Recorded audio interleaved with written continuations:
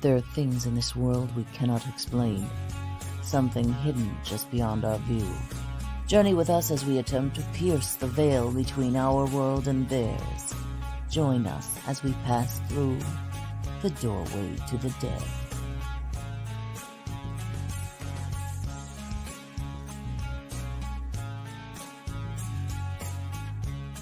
Join us at WLFE-DB.com for upcoming shows and so much more.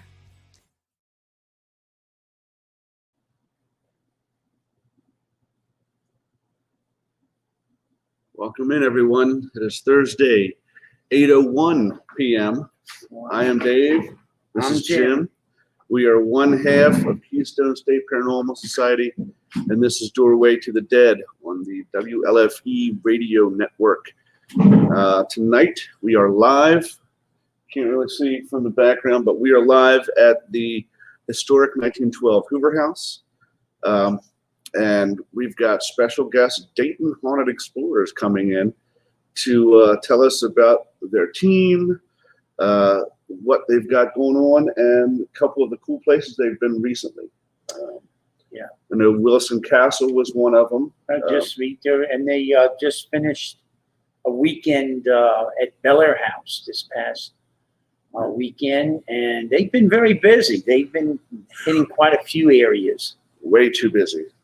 So without further ado, let us go ahead and bring in Mike Simpson, Dayton Haunted Explorers. Hi, guys. How are you?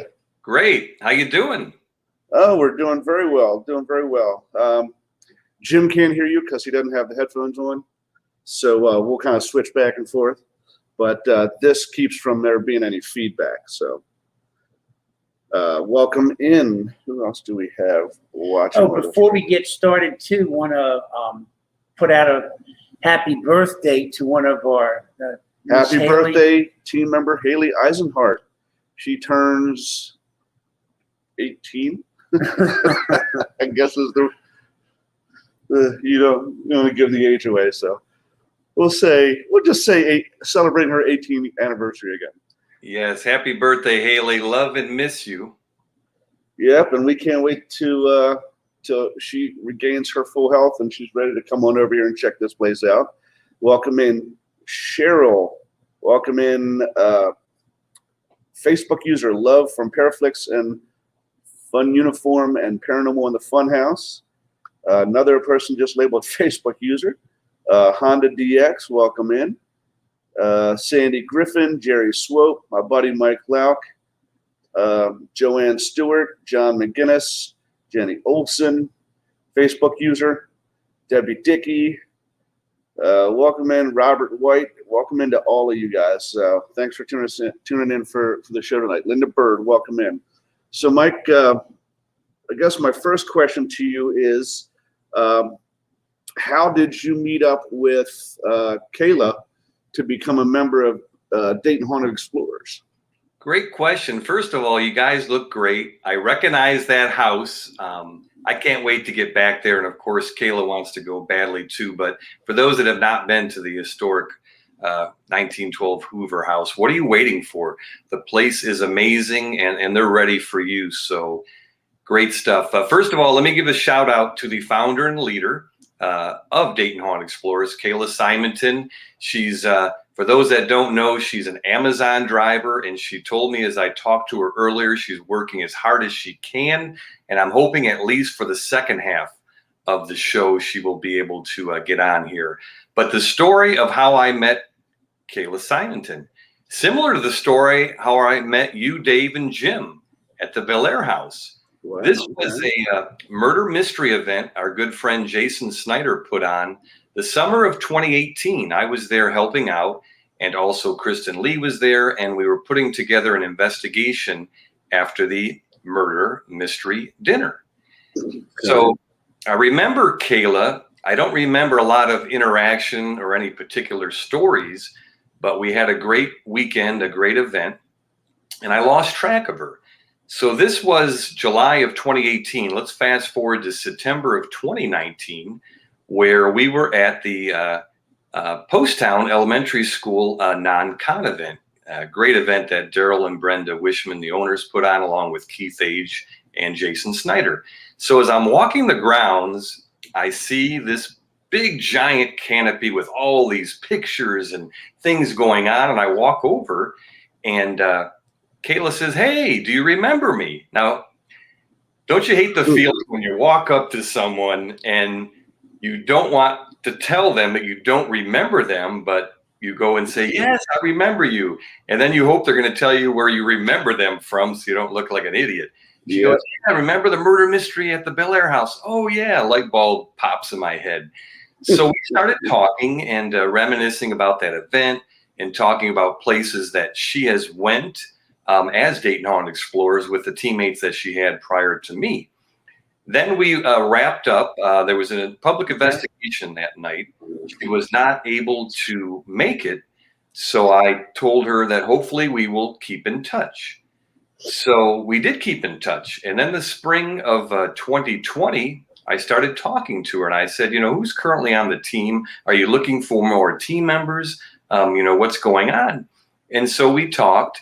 And I had asked her, at the time I was with an event company, but I still had time to do things, of course, working with you guys and other teams.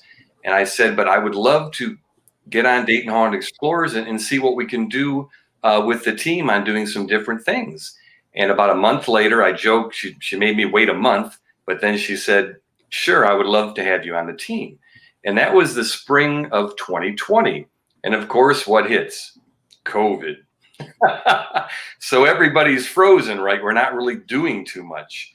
But we were planning things and hoping when COVID slows down that we would be able to start the team. And that's how I met Kayla. I know. From the beginning up until now. Okay. And I notice whenever I see you guys do these events, a lot of stuff at Bel Air House, a lot of stuff at Post Town. I only ever see you and her. Is it more than just the two of you, or? Well, it's an interesting point. Long before I was on the team, she had a team that would had herself and I think she said 2 or 3 other members. For whatever reasons, they broke apart. And then when I met her, we had a gentleman named Daniel Newman that was on the team. And then something happened where he left the team by himself. So the thing about Kayla is that we both share the same passion. We both share the same ideas and goals and dreams of where we would like to take Dayton Haunted Explorers. Kayla's open to have more people on the team as well as I am, but the bottom line is they would have to go through Kayla, and she would make, obviously whether they would be on the team or not. So as of right now, it's just Kayla and I.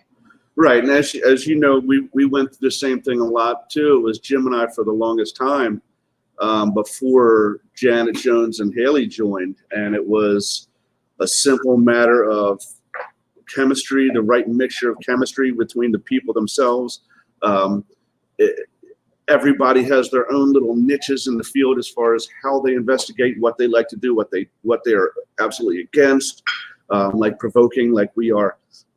So it's almost like you take people on a trial run to see if the chemistries mesh and if their styles mesh. Not to say that those people you're testing out have to have the exact same style as you, because it's always nice to bring in new techniques and things like that, because everybody's learning all the time, right? But you just got to make sure that it doesn't interfere with your ability to make good communication with spirit. So that's a lot how it worked with us, how we were with you and Lola and Rick and Gigi the first time we met you guys at Bel Air. Everything just worked.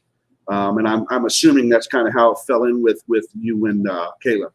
Yeah, the bottom line is like you just mentioned, all the different things that have to gel together. And it was interesting. The first time that I remember investigating with Kayla was not at the Bel Air house for the murder mystery, but it was when we were together. I believe it was Fairfield County Infirmary, which is in Lancaster, Ohio. Okay. And the thing about Kayla is the psychic, the person with the abilities, the sensitive, all the different categories, whichever you want to call. And I tell people that my story is I believe that I'm a beacon to the spirits. I hope it's because they know that I respect them. And I had a near-death experience when I was 5 years old, could also play a big part of that. But it's just amazing. And we'll talk more about it. And hopefully when Kayla gets on. Right. But I want to let people know, because this is the statement on our Facebook page, that statement from Kayla. She says, Dayton Haunted Explorers' mission is paranormal research of public and private places, finding about histories and the mysteries, and gathering evidence of the paranormal. So if you go on our Facebook page, that is what Kayla has written as our mission statement. And I think every team has some sort of mission statement or goals where you want to help people. And something new we started doing this year is doing private, residential investigations to see if we can, legitimately help people that need help if it's something in our pay grade. Right. And you just hit the nail on the head. You don't want to tell somebody that you can come and do something for them when it's something that you're not comfortable doing, you don't have the right training or background to do. Like, that's why we try to stay away from that really, really negative stuff. But for any of you guys who don't know, have never investigated with Mike, now we've never investigated with Dayton Haunted Explorers, but we have investigated several times with Mike himself. And it seems like every time we do, he's got a new technique or a new gadget that we haven't even thought about. Speaking of which, I happen to have one right here. The little cat balls. Who'd have thought a cat toy, But when Mike was here at the Hoover House, we had some excellent activity up in the Holzer Suite with those, if you recall. It's always something. Every time we work with you, you've got some new thing you've picked up, either thought of on your own or picked up from somebody else, and you kind of pass it along, and we start to use it, and everything just goes so well. Where do you keep coming up with these ideas? I can't take all the credit, guys. I have been very, very blessed in 10 plus years of investigating now, that I have investigated with some of the best in the field and some of the quote unquote top-notch professionals. But whenever I watch other teams, or whenever I investigate with other teams, I'm always looking to see what they are doing. What equipment do they have? What styles are they presenting? I always feel like no matter how many times I go out and investigate, I can always learn something from somebody new. It doesn't matter if they've been investigating for 1 month or 10 years. You can always learn. And I think the problem with a lot of investigators is they just get in that mindset where maybe they don't want to learn, or maybe they think they know it all. I'm not sure, but I promise you, the day that I ever think that I know it all in the field is the day where I need to hang up my equipment, so to speak. We're never going to know it all. We're always going to have more questions from our answers. So really, I just watch people's styles, watch people's experience. That's how I learn new things every time I investigate. Yeah, that's the one portion I always like investigating with new teams, and that too is for that very same reason. And sometimes it's the simplest of things, but it really does increase your range. I still say Mike is probably the most adept merchant I've ever seen with working his flashlights. No matter what else you get into, Mike. Well, the funny thing is, Jim, I always tell people these aren't magic flashlights, okay? They're twist mag flashlights. And can they turn on by themselves? Absolutely 100% yes. Yeah. You have to set them, and then you ask questions, and you look for intelligent responses to the questions. That's what it's all about, the twist mag flashlights. Love the K2 meter, of course, the cat toy ball. Rim pods are great. millimeters, and all kinds of other different tools. But one thing I want to let everybody watching, I apologize I can't see the names. First of all, thanks for watching. Jim and Dave are awesome. This new network is really cool too. And of course, the Hoover House in the background is phenomenal. If you've never heard of Dayton Haunted Explorers, do me a favor. Go to our Facebook page, Dayton Haunted Explorers, hit the like button. We'd appreciate that, number one. I know Kayla would too. Number two, we have a YouTube channel, Dayton Haunted Explorers, which Kayla is always putting on the videos before I was on the team, and we've done things since I've been on the team. So a couple of quick favors just to Facebook like us and YouTube channel. We would appreciate it.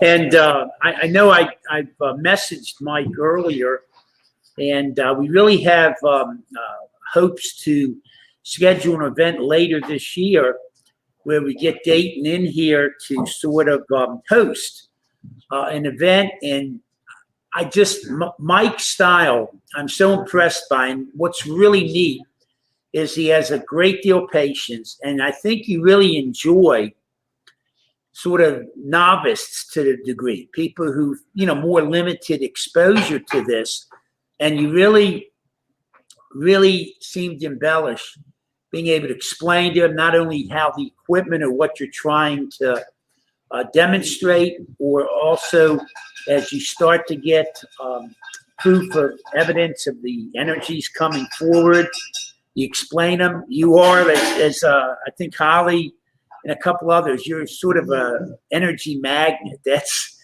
for sure. I don't know that I've ever been with you on an investigation where we haven't had a memorable night with a lot of new and varied activity.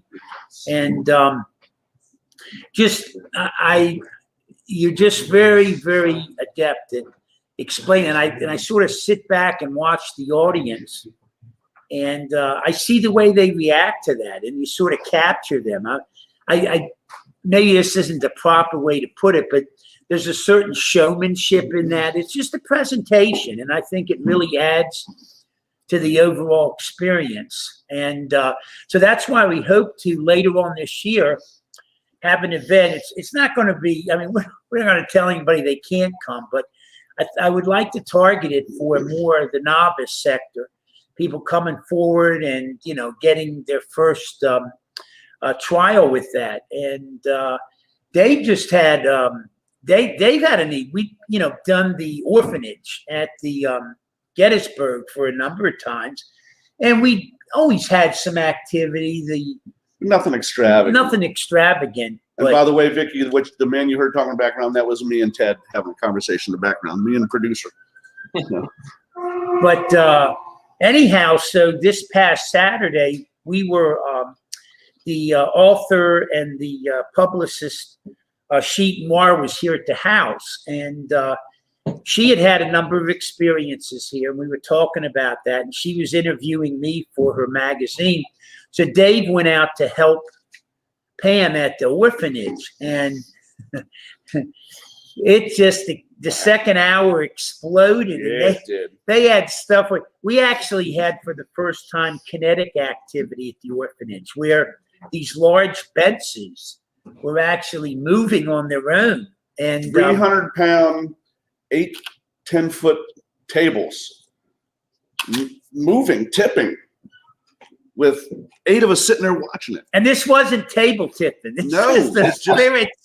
And we got a photo that Pam has, an amazing photo of a shadow figure moving through a laser grid. It's probably the best one I know it's the best one we've ever captured.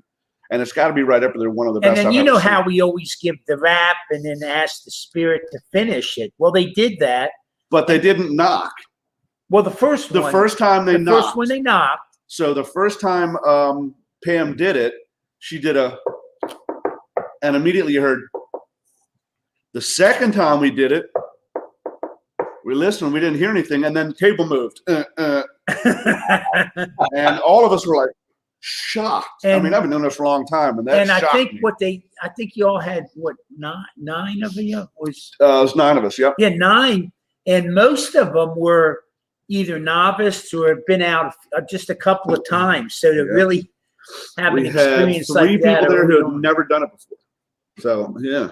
So that was pretty cool. But that's one of the events we hope to have and be able to schedule later this year, is to have Mike and his partner, have Dayton sort of host an event here at the house and conduct an investigation that's sort of targeted for novice, for Right. people, just starting out. And we've already been fortunate that we've had a number of self-proclaimed skeptics go like, I'm not a skeptic anymore. Kenny Biddle, the skeptic help desk, was here and could not explain some of the things that went Yeah. on right in front of his eyes. And then we had when we were having our psychic fair and that, there was a gentleman, really nice guy, I forget his name now. His wife was here. She's a sensitive name. The electrician, the guy was an electrician. Oh yeah, I know you're talking about. I don't remember. Anyhow, he had a thermal imaging camera. And we did a table tipping session in the We just parlor. kept calling him Nick Groff because he looked just like Yeah, he did. he looked just like Nick Groff. And in the table tipping session, he could demonstrate, and he identified himself as sort of a skeptic, but you could see from the heat signatures that my sister Jennifer, her hand and up to her elbow was completely blue, with cold. The table was bathed in cold. And then I think it was my wife was sitting opposite Jenny, and her whole forearm was bathed in cold. So you could see that they weren't putting any pressure on the table. I was at the table at the time, and I was neutral, and so was the other party. But he said, seeing what occurred and getting that on thermal camera, he said he had no doubts that what he was filming was that something that, was actually happening before him.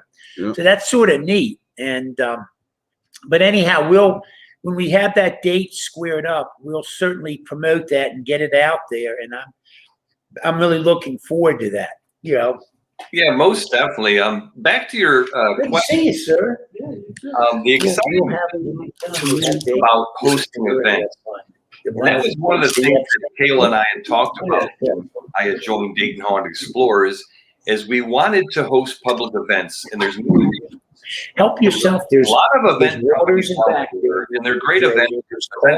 I have nothing against it. But when Kayla and I said, let's start doing public events, we wanted to make sure that the events were affordable, that we got cool locations, and that we were unique. And there's bathrooms everywhere. And what I mean by unique and different is we would do different things at the event that I didn't see other event companies. And a couple of our trademark things that we do at a public event for Dayton Haunted Explorers is we do help yourself if you want one session. A lot of people call it the S. That's right. Kayla is blindfolded. That's She'll put my headphones on. She can only hear it. I can't get past it. I will ask questions. The guests will ask questions. And it's like a human We get to 1:30. And really, if you go on Dayton Haunted Explorers and watch some of our community sessions, it's amazing in a year the chemistry that Kayla and I have when we do these sessions. In 20 minutes, we put together a piece of a story of wherever we're at. So really, to the viewers, if you get a chance on our Facebook page, check out some of our communication sessions. They are phenomenal. Kayla does an amazing job picking up what they say on the spirit box, which is not my forte. And I have the knack to ask the questions, I think, with my style that brings out the answers of what we're looking for, and we'll start or the room we're at. We're going to build some clips. Also, we do something new called a ripple. Them into play. And what a ripple is, it's kind of a reenactment. So we will be at a public event during free time, and we ask people if you want to be in this ripple, let us know. Or you can just who's been a guest. So what we'll do is we will act out the theme wherever we're at, publisher for about and 5 we do it totally backwards, and we will pause. and they just So we're doing the scene, and then we call. like weird travel. The key is we're hoping that the spirits or the ghosts haunted places interact. Hey, wait a minute. That wasn't what I did. That wasn't my name. And so this, she's staying here a couple so that's days. why we do these ripples at the public events. Research and get it for herself. So when Kayla and I got together and said we wanted to do public events, we put all these different things that I mentioned. Friday evening, she had And that's why we, so far in our first few events, we've been fairly successful. We have an amazing amount of people, friends, we call them family, that are just coming to our events. It's really amazing how many people follow us and they come to our events. And Kayla and I are really blessed that we've met a lot of great people doing public events. So I feel like we're an ambassador. We have people a lot of times that have never investigated before. So this is our opportunity to make a great impression on them. And that's what I take pride in. I want to make sure that I show them everything possible that is quote unquote the right way to investigate. And hopefully they will take that and either get on a team or come to more events or just spread the word and get excited. And they see the passion that Kayla and I have when we do events. And that's what it's all about. It's about having fun. It's about having a passion of what you love to do. And you're hopefully rubbing it off on people that have never done it before. And see, now that's one of the things, like I've noticed you have, your demeanor is love meeting these new faces. I mean, it's almost like you get hyped up seeing a group of people that you haven't worked with before. You get to give them that first impression of your style and that type of thing. And that has always worked well, especially when you're with us. And I noticed from the limited access I've had, Kayla seems to be the very cheerful. I mean, it's almost like when she does an investigation, whether it's public or private, you can almost see like she's right before the event starts, she's like a kid counting down the minutes till recess starts. She's just got an energy about her, and it's very infectious. And I think that from the limited times, like I said, that we've seen, her energy and her positive, joyful attitude, it immediately spreads to everybody in the room. And that's the kind of chemistry that really makes for good communication with spirit. And the best way I can describe Kayla, because that's perfect, Dave, is I describe Kayla as someone that can go into a room and she can just, with her aura and with her energy and with her enthusiasm, she just totally will light up the whole room. And it's almost like I joke about her. As soon as she smiles, she could light up the sky. But that's her personality, and that's what makes Kayla so different and unique, along with her psychic abilities. Exactly. And like I said, especially when you're doing events with a lot of first timers, or I've been to this and that, but it's only been 2 or 3 times, that is exactly the kind of energy you need to infect everybody, get everybody psyched up. The more energy, especially positive like that, the more energy you're giving off, then the spirits, one, that's more energy for them to feed off of. And 2, the more comfortable you're feeling and the group's feeling, the more comfortable they feel in wanting to communicate. And that's something you just can't do without on an investigation. And we always try to tell people at public events is the more excited you are, the more enthusiastic you are, the more energy you bring, they will reciprocate it. Yes. If you're the opposite and you're low key, low energy, low enthusiasm, you're probably not going to get a lot of great interaction. That's just the way it is. Right. And the thing about it too is, like, skepticism to a point is good, because you want to make sure that the stuff that you're getting, the evidence you're collecting, the data you're collecting is legitimate. And if you can find a way to explain it, awesome. Because now every time that happens, no, it's just this. It's just like when we first moved in here, the radiator in the back room from the bar here would knock a lot. So we would just be sitting around the bar, just kind of shooting the breeze. And next thing you're hearing, Joe, here's somebody's knocking. Debunked. It was a radiator, you know. But that was good because that means every single time we've held an event here, somebody, I heard something knock. No, it's just radiator. And people respect that you're not just trying to pull a quick one on them and pass every sound off as something paranormal or supernatural. And then, you know, they'll want to investigate with you because they know you're looking for the good stuff, the legitimate stuff. Well, we just had experience this past week. It was last Friday, I guess, Thursday and Friday. They were actually filming some work for a prospective show or something like that. I don't know if it'll come to any fruition, but anyhow, so you're running through these various setups and whatnot, and you know, they're trying to do these various presentations. And where it started out, where we were trying to do some flash sets and whatnot, the spirits started realizing what was going on and joining in. And I'm sitting in the corner over there in the chair and getting it, like there's had to be like 4 or 5 different spirits. I got about a 45-second clip where they're all talking amongst themselves, saying like, what are they doing? What's he doing?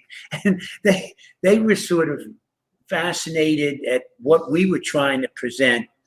And then we later, in the format, we said, well, let's go ask spirit. We'll take it upstairs to a table tipping session. So we do that, and my gosh, they came right in and they started identifying. We have 2 new dolls which have spirits associated with them that they got from the antique store. And they revealed the names. Yeah, he's going to go get them. And what I didn't know when we got up on the tables, the one name was revealed, and the other name was revealed as Missy. And evidently, when they were doing, this is Missy. Hi, Missy. And when they were doing the session at the antique store using the K2 and all, they had determined there it came out she had told her name is Missy. Yep. And I didn't even know that. And then we were doing the tables last week. The table spirit sort of confirmed that was Missy. And we were doing a shot, and they got like slight movement of the dolls. Now, that's not going to be a show or anything. It's a shame. It's because there's great stuff. But it was just, I just got a kick out of it, the way we were filming some sets for a show, and here the spirits joined in. Mike, can you guess what her name is? It's not Missy. Annabelle? No, think of Dave. Think of Dave's favorite girl. Emily. Her name is Emily. There's another one. I'm like a collector of Emilys. That is so interesting. Yeah. Before I forget, please, when you get a chance, give Steve and Pam a shout out from me. I miss and love those guys. I can't wait to see them at the Gettysburg Bash. Kayla and I will have a table set up, so I can't wait to see you guys too. I know you guys aren't going to have a table, but we're still going to be able to hang out with you guys that weekend at the Gettysburg Bash. So we're excited about that, of course. Yeah, I understand.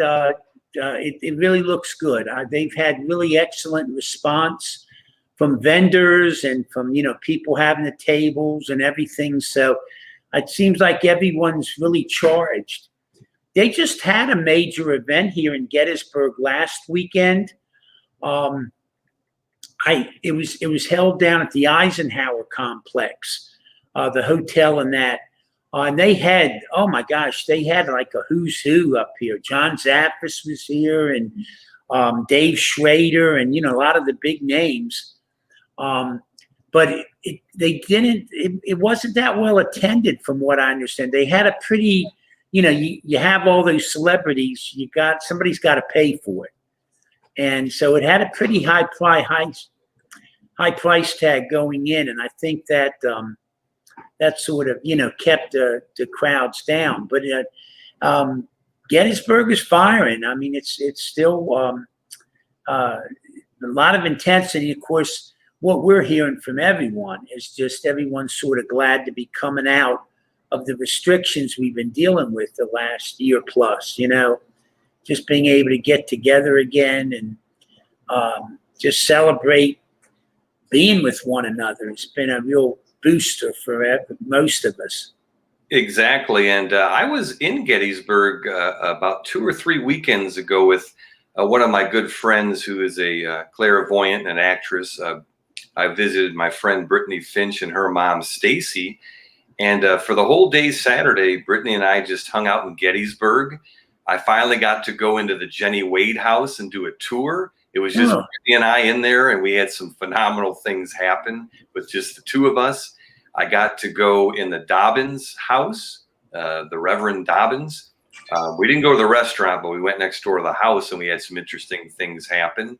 And then Brittany said, you have to do a Where Is Mike in Gettysburg. She wanted to be part of one. So we ended up going, and it took a while for people to guess, but we went to the Eisenhower, President Eisenhower, and the First Lady, their house, their getaway. And we had an amazing show. We had all kinds of activity. There was hardly anybody around. Oh, cool. It was just phenomenal. I knew nothing about that.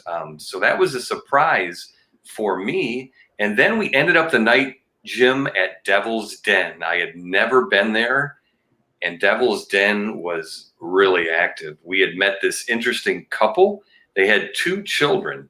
And to tell you a quick story on this, they said, well, can we hang out with you guys? I said, yeah, come on over. We're going to set some equipment up. We're going to turn on the Phasma box, which is a voice box. So we did a 20-minute session, everyone. And we kept getting this young female voice. And she said her name was Lisa. And we asked the couple, do you guys know anyone named Lisa? No, we don't know anybody named Lisa. Well, early in the session, Brittany told me after that she was picking up on a miscarriage. Now, obviously, that's not something you want to bring out to a couple, right? That there was a miscarriage. But towards the end of the session, we kept getting that young female voice.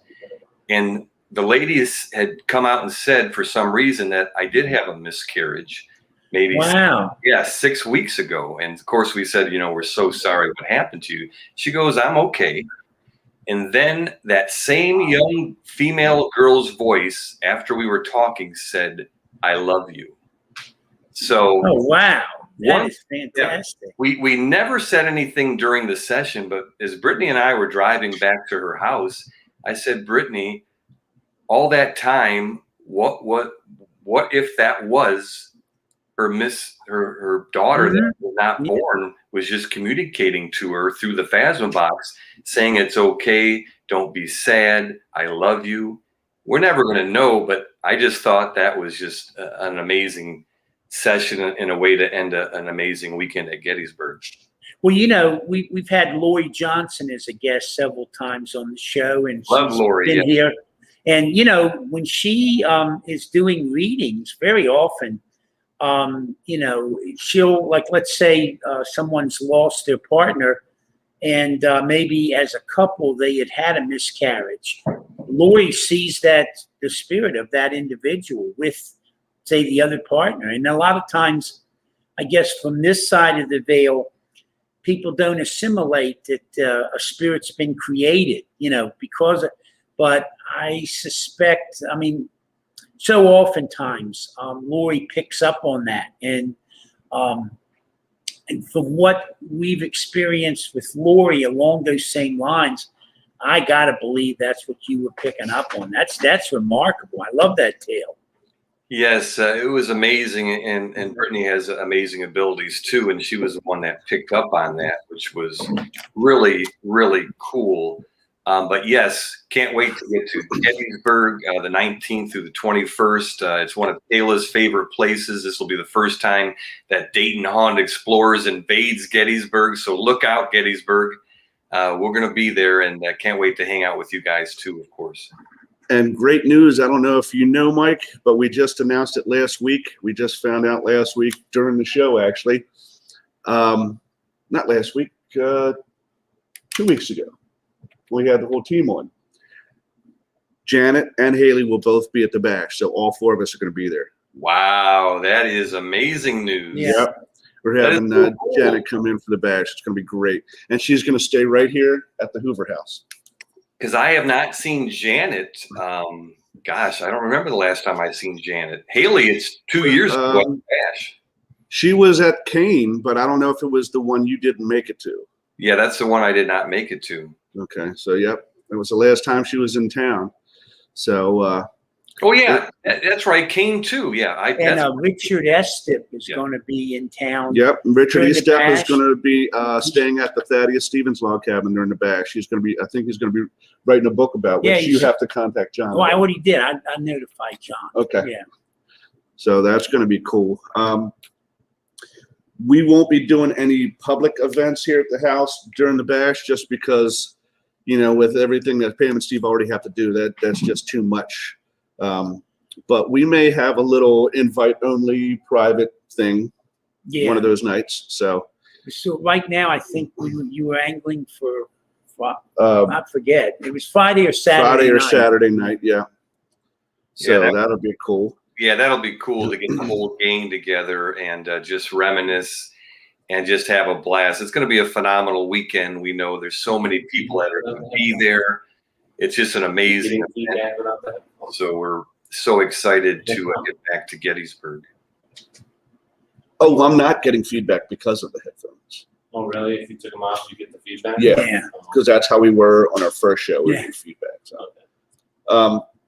And the other cool thing is, you know, obviously WLFE is always at the bash. They have a big presence, and they are broadcasting pretty much the whole weekend. So I know Paranormal Inc.'s going to be doing a segment. We're going to be doing a segment. There's 4 other ones. 4 other of the WLFE family is going to be doing their segments. And Ernie and I had talked about it, and we have to kind of talk to producer Ted about it and see how it works out. But we were thinking, you know, me and Ernie and Eric Julian and The bald guy. from well, there's a lot of us bald guys. No. From it used to be on Paranormal Tennessee Weirdos. Wraith Chasers. Scott Porter. Scott Porter, thank you. Jokingly, at the last bash, we created a fictional paranormal team called Old Bald Dudes Paranormal. That's not And- a t-shirt. Yeah, and I even went as far as to make a T-shirt for the 4 of us. You know, I just thought it would be funny. Well, Ernie has upped the ante, and since Tony DeVille of DeVille Inc. is going to be there doing tattoos, Ernie is going to have me and him get our tattoos of the old bald dudes paranormal logo there at the bash. And we were thinking about maybe having that be a live thing. So that ought to be pretty fun. That sounds like a blast. Hey, speaking about T-shirts, Dave, Jim, and everybody watching, if you go on the Dayton Haunted Explorers Facebook page, I have mine on, Dayton Haunted Explorers, but you can get some great Dayton Haunted Explorers swag, as we call it, for the summer. You can get T-shirts. Now, I know masks are going to be pretty much extinct, but hey, you can still get some cool-looking masks, and you can kind of hang them on your visor in your car. But Kayla puts a lot of tender love and care in making some awesome T-shirts and masks. And we're going to have some other things that Kayla's going to work on making. I like it. It's a WLFE thing. I like it. But anyways, if you go to the Dayton Haunted Explorers Facebook page, you can get some T-shirts or masks. And with all these paranormal conferences coming up that Kayla and I are excited to be going to, we'll talk about some of them on the show tonight. You'll look cool on a Dayton Haunted Explorers T-shirt. Of course, you're always going to look cool in a Keystone State Paranormal Society T-shirt. Yeah, and I know, like you just said, you guys got some merch going on. Jim and I have yet to get ours, but I'm sure that is soon forthcoming. Yeah, she had just contacted me back about that. Yeah, so we're gonna have ours soon enough, I'm sure. And I feel out of place. I don't have one on, but yeah. It's okay. oh, that's all right. That's all right. And she had done, obviously she had done it during the time that they were necessary, but it was really a creative thing with those masks. It really was. I saw them and I was like, you know what?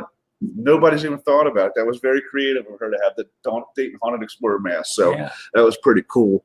And of course, what better way to show off your DHE swag is to wear it to a DHE event, right? Exactly. Speaking of which, we wanted to talk to you about a couple of the ones you just did. Obviously, everybody knows about the nose. Everybody knows that you guys are frequent guests of the Bel Air House. But the one that Jim and I thought was fascinating, because we hadn't heard much about it before, was that Wilson Castle. And I know that you guys had been invited by another team that was investigating it. Now, was that something you guys had planned for a while, or was it just that it was such a large place that they needed some help for a smaller team and they called you guys in? Well, let's give a shout out first to United Paranormal Project, who Dave is talking about. They're out of Newark, Ohio. Some of them live in different cities, but that's where they're based out of. And November of the prior year, Kayla was invited. I was invited too, but I was still unfortunately with that event company and I couldn't make it. But they went to the Brushy State Penitentiary in Brushy Mountain State Pen, yeah. So that was the first time, or I think, it might have been the second time Kayla had been on an event with them. I think they had done another event at McConnellsville Opera House, which is a place you guys have been to in, the Twin City Opera House. Twin Cities Opera House, yep. Ohio. So that was so Kayla had been with them a couple of times. I had known a couple of the members because they have changed their team members over the years. So I knew a few of them that were still on the team. So this was probably early March that they asked Kayla, and then Kayla said, well, can I ask Mike? And they said, sure. So it was about a couple of months in the making of being invited. It was just a matter of figuring the schedules out, and it's always about time and money, yada yada. All the logistics. All of a sudden, everything worked into place, and we were so excited. Neither one of us obviously had ever been to the Wilson Castle or even heard of the Wilson Castle, and none of us had ever been to the state of Vermont, which is absolutely gorgeous. What beautiful country. The people were so down to earth. It was about a 12 and a half hour trip. But the thing was, when you're, in a long trip and you have great conversation and great music, it goes pretty fast, I guess as fast as 12 and a half hours can go. But the Wilson Castle, oh my gosh. We were the first team to go in there in 6 months. Wow. So imagine 6 months of energy built up from this castle with all the inhabitants. And it was really cool. We met the owner, Denise, and also the tour guide historian. His name is Andy. And he gave us an amazing tour on the first day. And it was just, it was amazing. We had so many things happen. Once again, I got to tell you the story of the first communication session we did night one in the master bedroom. Colonel and his wife, and it was really strange. In those days, they slept in different rooms, and then they had a connecting bathroom. So we thought that was kind of a different, so to speak. So we walk in the room, and I said, Kayla, why don't you pop into this seat here? Something about this seat. So she gets in the seat. Well, that seat turned out to be the Colonel's favorite chair in his room. Little did we know at the time. So we're doing this session. Our friend Emil was there, Ted, myself, and Kayla. So we're about halfway into the session, and all of a sudden Kayla goes, Kayla, Simonton, denim jacket, and all these things. Like, what is she talking about? The first thing that triggers in my mind is one of Kayla's family members. Are you with her? Right? I'm thinking it has to be one of her family members that was with her. Why would they be saying all these things that she's repeating? Right. Well, it turned out after we got done with the session, Kayla said earlier in the day she was kind of feeling a little bit of down or whatever. And whenever she's not feeling 100% or whatever, she always has her grandma who has a certain type of perfume, and her grandma always puts down shiny pennies. Well, she found a shiny penny and she could smell her grandma's perfume. Now her grandpa, he leaves a dirty penny for his sign that he's with her. The night before, she had found a dirty penny way up high where you wouldn't expect a dirty penny.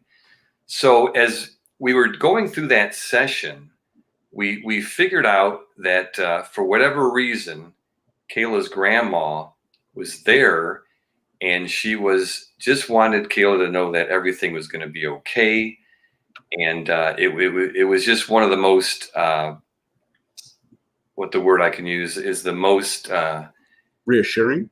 Yeah, reassuring and the most emotional communication session we had ever had with someone that clear as her grandma coming out in that session. And of course, after the session, Kayla was, teary-eyed and full of emotion. The one thing I didn't tell you is we did this session about 12:30 at night. All of a sudden, before we start getting possibilities of Kayla's grandma coming through, Kayla's mom pops up on the Facebook Live where she normally would be in bed sleeping. But for some reason, something told her, maybe you need to get on this session because, who was going to be on the session. So, that was really emotional, but it was an amazing session. And it just seemed like wherever we went in that castle, we had so many things happen. It was just amazing. That's when you have intimate contact like that, it always leaves a lasting impression. And it, like you said, even though it was a 12-hour trip, it really makes you ready to just go right back the next weekend, Now, is that opened again to groups yet? Or I read that they would be opening in the fall. Well, I'm pretty sure that it is open. I'm not 100% sure on availability as far as that goes, but I know there was some teams or groups in there after we were in there, so I'm pretty sure it is open for people to get private investigations. He said he's pretty sure it's open. He just doesn't know about the availability because since they've been there, there've been other teams that have gone through. Oh, okay. But for them, that was a 12-hour ride. Right. Which, hell, if you guys can do 12, we'll just have to do the 16 and go out and hit Malvern Manor and Villisca. We'll just have to do it. The interesting thing is there was very little electricity and there was no heat. So if I'm recommending you, even May, it was so cold. And obviously we were sleeping in the castle. We were like bundled up, so that was difficult. There was no working showers, which was another challenge of the weekend, but being so cold was a bigger challenge. I will say the second night when we did a communication session, we invited the owner. We wanted the owner and the historian to come in because there was a particular room. This was Sarah's room of all names. And Sarah sadly had a miscarriage, and she had a bitter breakup with her ex-husband.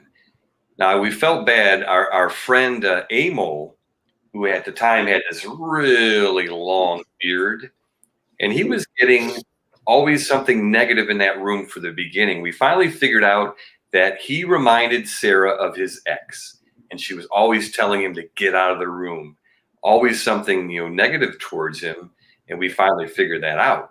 So when we did this session, we brought in some members of UPP, and Brandy, who is their psychic medium, she could connect with Sarah because sadly she had a miscarriage once in her life, so she had a real strong connection to Sarah.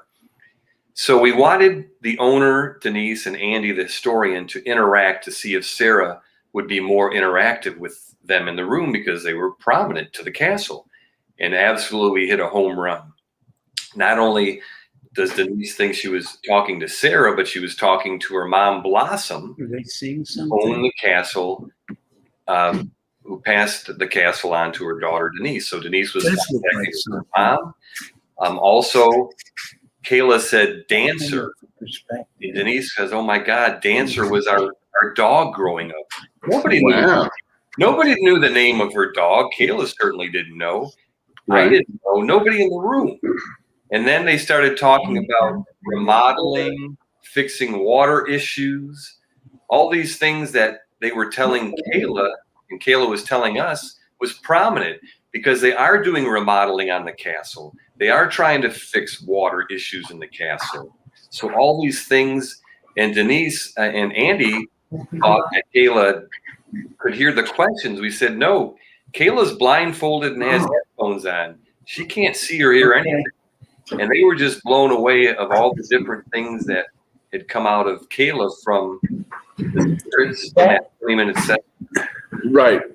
And see, now I can commiserate with Emil there because, as you know, in the basement of the Bel Air house, I often get harassed, to say the least.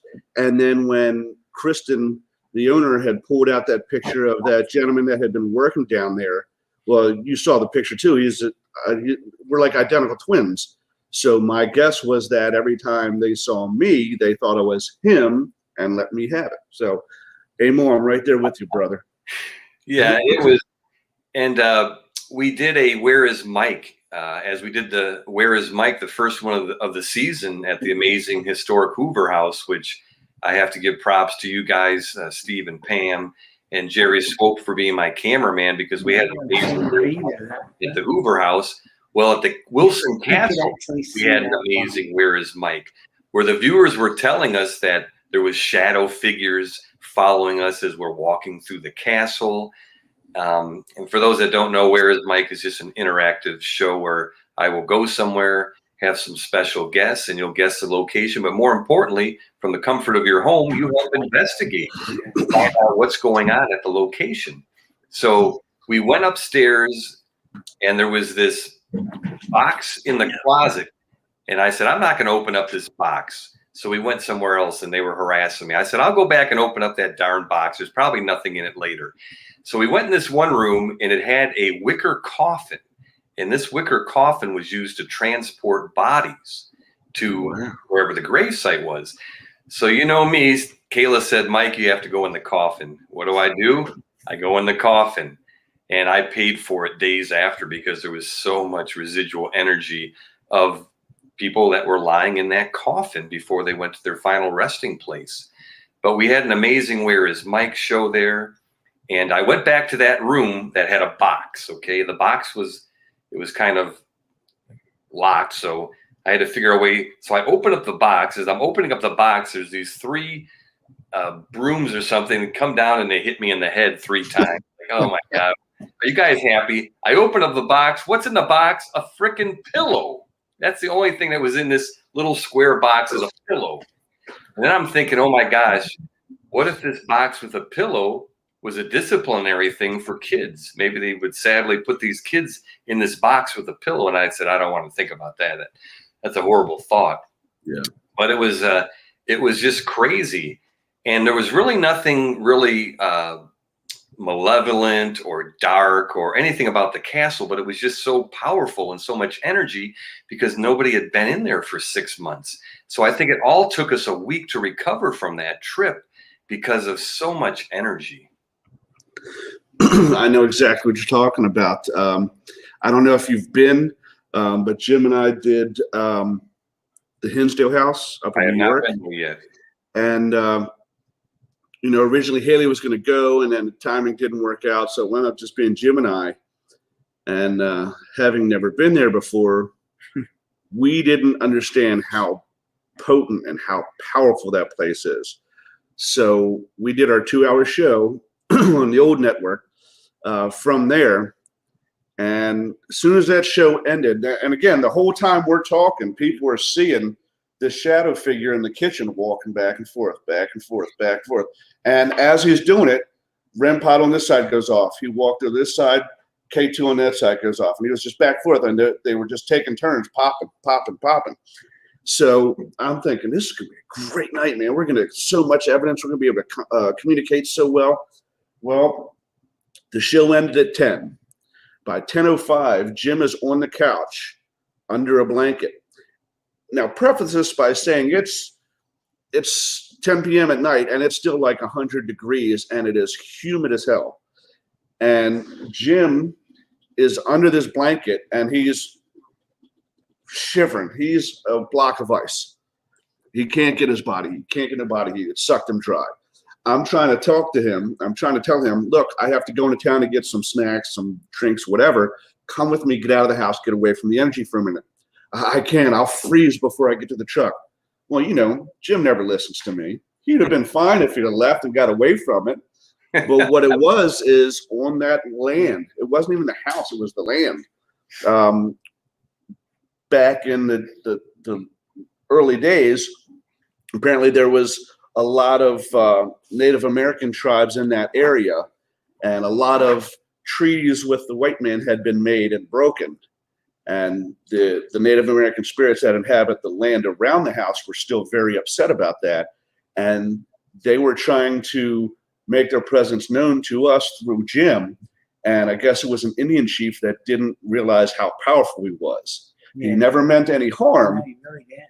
But just trying to make his presence known through Jim, he sucked him dry in a matter of minutes. And that was I called Haley, and I'm talking to her as I'm driving into town. And that she told me that was the first time that not only did she see the spirit that was causing this, but it wasn't like she had her eyes closed and could see him in her head.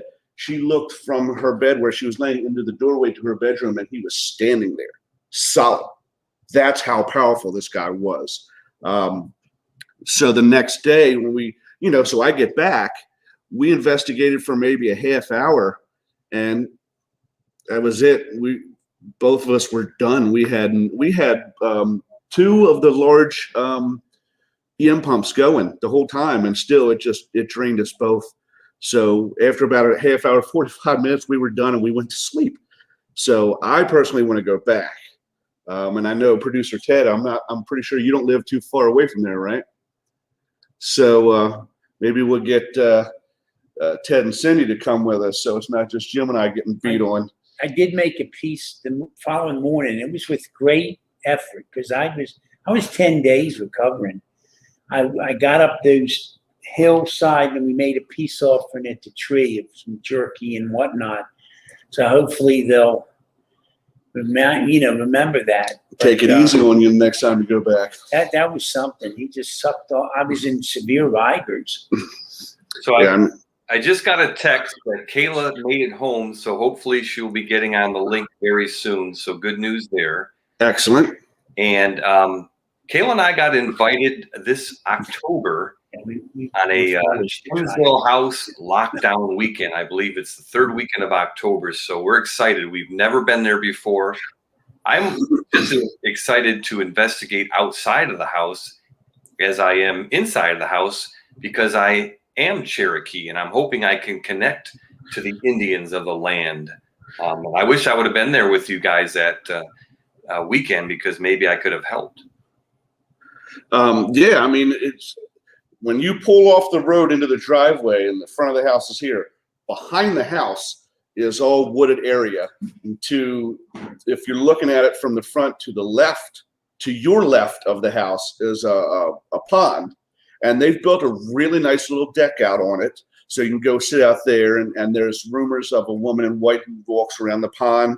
If the pond is here and the house is here, right behind the pond here was a patch of land that had all these little flags in it. And we didn't know what that meant until the people who met us there to give us the keys and everything told us. And what it was when they were doing some work on the land and the property, they unearthed. One of these deep ground. It was one of them deep ground burial sites. So using ground penetrating radar, they could see that there were burials done there, and for every one they hit, they put a flag in the ground. And it had to be 10 or 12 of them at least. But from the back of the actual house is the wooded area, and there's a trail up through the woods, and there's some almost like train truss steps that kind of go up, and there's a tree back up there, and it's called the offering tree. And you go back up there and you make an offering, leave an offering at the tree to recognize and pay homage to the Native American spirits. So the next day we went up there, and it was a job for Jim getting up those stairs. You know, his mobility is kind of limited, but he got up there, and we said a little silent thing in our heads, and then we kind of made our peace offering with some jerky. I didn't want to do anything that was going to be too stereotypical and offensive, but with the limited place we had to go get anything, jerky was kind of the thing that came to my head that they would have used and eaten a lot of. So. Yeah, the Hinsdale house has been on my bucket list for quite a while. And the owner, Daniel Klaus, always jokes with me and says, yeah, you say it every year, Mike, you're going to come, and you don't come. Well, guess what? As long as nothing happens, looking forward in October for Kayla and I to get down there in this lockdown event and see what it's all about. There's so many different stories of the house and the grounds. And it's just going to be interesting to see, never being there before, what we can pick up on and see how it affects us. I mean, it affects everybody differently. And obviously, I don't think it's going to be a big crowd that weekend either, but it'll be bigger than 2 people. So obviously, we'll take a little bit of the energy off of being a group. But yeah, Hinsdale House, can't wait. Well, all I can tell you is be prepared and get lots of sleep beforehand so you're well rested, and use a lot of EM pumps. So that way they can feed off that and not you. One of my favorite places that we got to investigate together that unfortunately Jim didn't make, but it was you, me, Lola, Will, and Olivia, was the Rhodes Hotel in Atlanta, Indiana. And that was quite a drive for me, but that place was fantastic. If you recall, I actually got pulled down the stairs. The history of it, at least for me, was one of the main attractions. That it was not just a brothel, because there's a lot of places that have been that, but a speakeasy. And the fact that they still had the hidden doorway behind the fireplace, to me, that was just the coolest thing. And we got a lot of great activity there. The fact that I'm standing at this point, when we were there investigating, I'm now standing in a building that John Dillinger has been in. So that place to me was amazing. Have you and Caleb been there together, or is it on your list to do? Or we have not been there. We were trying to set up a public event, which unfortunately we couldn't set up. I love Mike and Crystal Couch. That is Mike's sister, who kind of runs the behind the scenes thing. I miss that place dearly. So we would love to investigate there. It won't be with a public event, sadly, this year. But there's a place, Dave, literally 5 minutes down the road from the historic Rhodes Hotel. It's called the Asher Walton House. Okay. And Kayla and I are excited because we were able to work with a couple of amazing people that I know you know of from Paranormal Dares, Keith and Jessica. They were at the bash, the last bash we had. They have their own event company. They kind of manage this location. So Saturday, August 7th, we're going to have a sleepover event at the Asher Walton House. So it's just down the street. I'm going to have to sneak over and say, hey, Mike, how you doing? Just want to come in and visit you. And so, yeah, that's going to be so awesome, because I'm hoping Mike's home that weekend just to go in there and talk to him, because Historic Rhodes Hotel, flat out amazing location. And the stories, like you said, John Dillinger. There's the story of Sarah's room. She was like the head watching over mistress or lady of all the other working ladies. And there's a story about her and her sister. There's a story of possibly a reverend that hung himself in the attic, which the attic got me when I was still working for that event company. I'll never forget this story. A couple of ladies said, "We want to go to the attic, Mike." It was during free time, but we don't want to go by yourselves. I said, "Well, that's why I'm here. Let's go up there." So we went up to the attic, did a 45-minute session, had all kinds of activity. I was fine the whole weekend, nothing wrong. As soon as we left that attic, it felt like I had pneumonia. I had no energy. I just felt a sore throat, no energy. I just told everybody, I'll be in this room shadow watching. If you need me, this is where I'm at. And I let everybody do their thing. But from like 2 a.m. till when everybody went to bed at 4 or 5, man, I was like, I don't know what the heck happened, but it zapped me.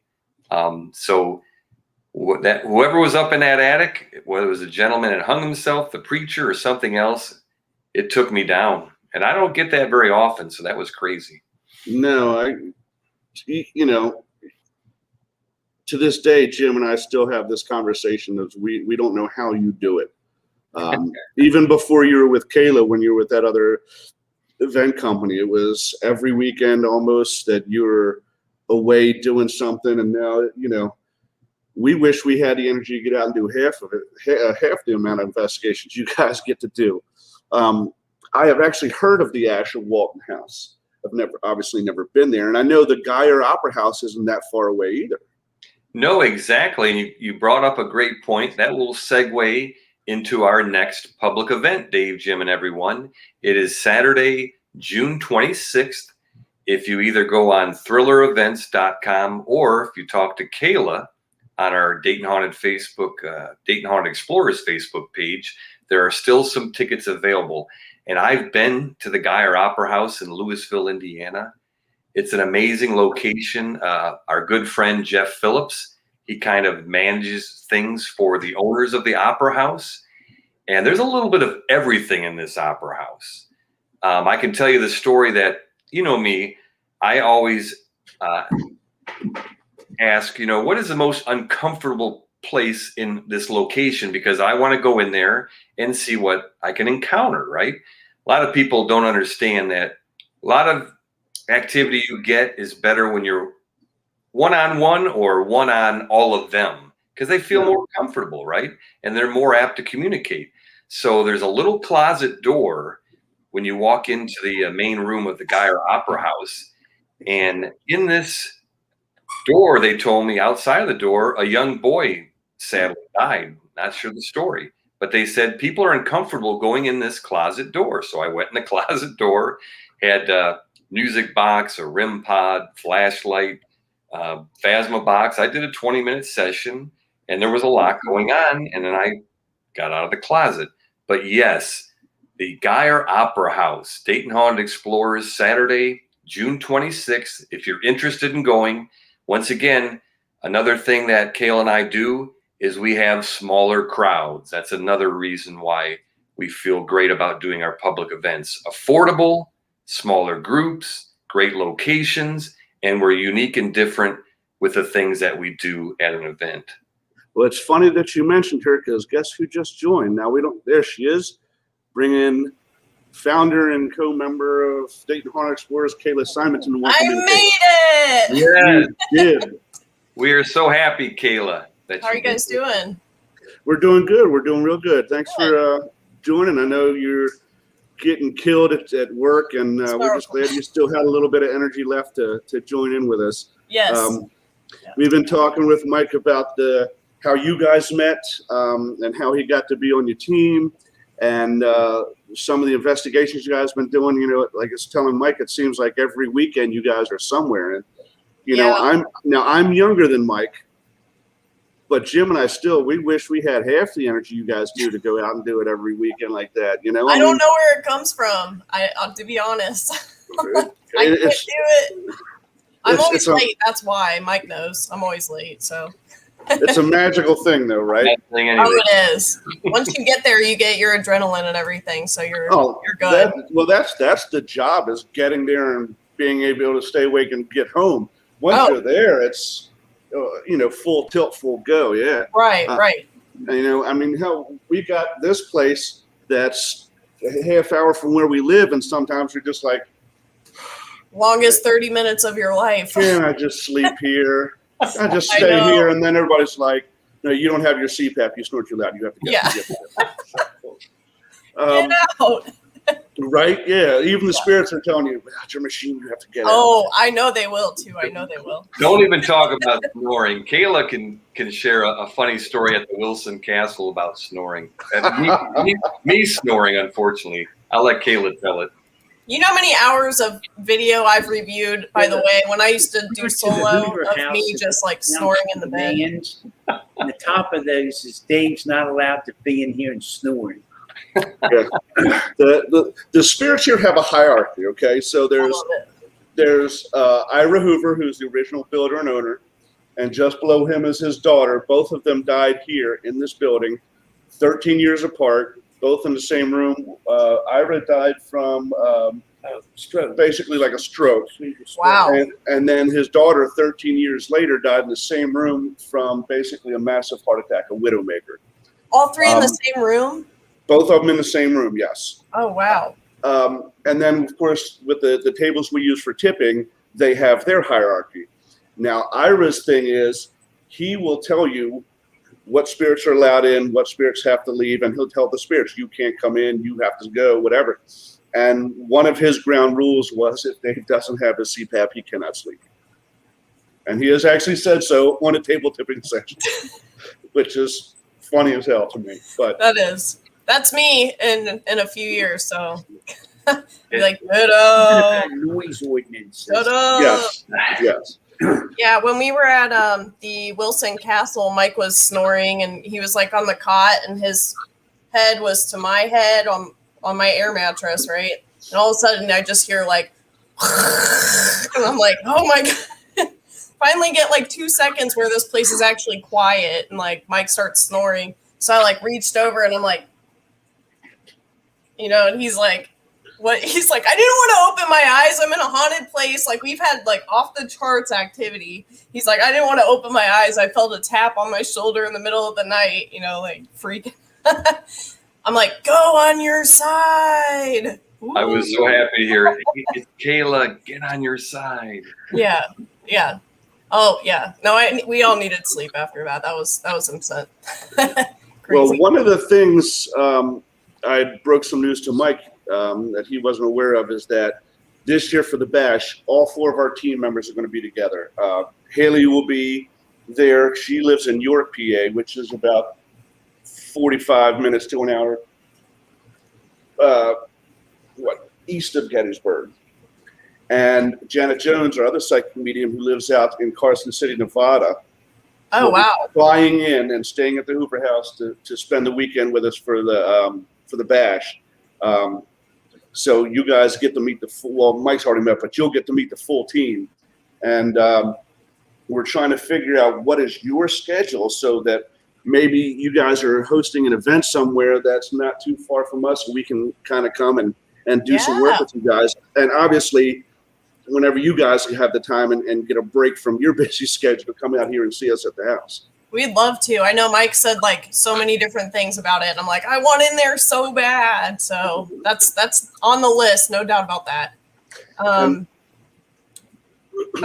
do you want me to, I can announce the places on here or I can send you a list, whichever way. Yeah, absolutely. Tell everybody where you're going to be. Okay. So June 26th, we'll be at the Geyer Opera House. July 10th, we'll be back at Poasttown Elementary School in Middletown, Ohio. Whose birthday is that, Kayla? Huh? Whose birthday is July 10th? Yours and Matt's. I got to mess with her. I'm sorry. Go ahead. We're dragging my mom to that one. She's miserable. First ghost hunt. It's going to be hilarious. Oh, I have a really good story about that, by the way. July 24th, we're going to be at the FCI Con 1, which is the Fairfield County Infirmary. And then that's in Lancaster, right, Mike? Yes. Okay. August 7th, we'll be at the Asher Walton House. August 14th, we'll be at Hannah House. August 19th through 21, Gettysburg Bash. September 18th, MadCon 5 at the Madison Seminary. September 24th and 25th, we'll be at the NonCon, which is held at Poasttown Elementary School once again. October 2nd, we're returning to Benton Family Farm in Kentucky. And then October 9th, we'll be at the Para-Unity Indiana Convention for another Paracon. And if you could email me a list of those two, Okay. that would be great. And I know sometime actually previous to last year, because it was before COVID hit, Jim and I and the team had a scheduled weekend at the Bel Air House. Okay. And accidentally, somehow it got double booked. And because the other team had never done it, we backed out and let them have it. So Okay. Kristen said we could have a weekend there on the house.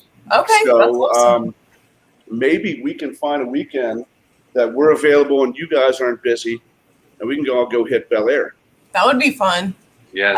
I love the Bel Air House. That's Yeah. never a dull moment there. Right, And, Mike? Exactly. And we hadn't had a chance to talk about that. Maybe this will be the perfect segue, Jim and Dave and everyone watching, and Kayla, that this past weekend, we hosted our second public event of the year at the Bel Air House. And I'll let Kayla start because for those that have not been to the Bel Air House, it's not your regular typical house. It's not going to grandma's house. When you walk in that front door, side door, you will feel the energy. And Kayla, we had so many incredible things happen this past weekend. Well, before you start, Kayla, there's two things. Number one, Mike, does Lyde still get upset if there's any other women around you? Does she still get upset about that? She talks to me a lot. She says all kinds of different stuff to me, but she loves Mike. She definitely. Oh, yes, she does. Yes, she does. She loves Mike. Every time I go in that bathroom, she's like, "Hey, like, while I got you in here, let's talk." Like, I'm like, "Oh my God." Mike knows, but we've had great communication with her before. I mean, we've got a lot of really good stuff. And I told you the night before we left, to go there and stuff. And she was coming to me and she's like standing right next to Mike. And she's like, "I got something I need to tell him," and I'm like, "Okay, well, what?" Then she wouldn't tell me what it was. But now that I'm thinking about it, it kind of makes sense. Do you remember when I told you I went in the bathroom and she said, "I need it"? And I was like, "What?" And she's like, "That." And I'm like, "That?" I'm like, "Oh, maybe it's you, Mike. Maybe she needs you." She loves you. She does. I love her too. I know. Yeah. No, it's all in good fun though. Like I said, we respect her and everything. So Right. Well, if I'm not mistaken, didn't we get an EVP from her one time saying something? Someone, I don't know, maybe it was like you gave Haley a hug for something or something. We got EV something about he's mine or something. I mean, like she got upset. she loves Mike. I'm not She kidding about does. this. But I told her it was a harmless hug with Haley. That's all it was. let's be honest, what's not to love, right? Mike, how could you cheat online? You're not there right now, are you? No, I'm not. I didn't think so. All right, just making sure. I'm like, I don't want her to hear me, because I can never go back. Yeah, I don't know. Other than that, I mean, another jam-packed weekend, of course. We did the communication session, which I don't know if you've already kind of gone through this at all, but. No, we haven't talked. We waited for you for this one. Oh, okay.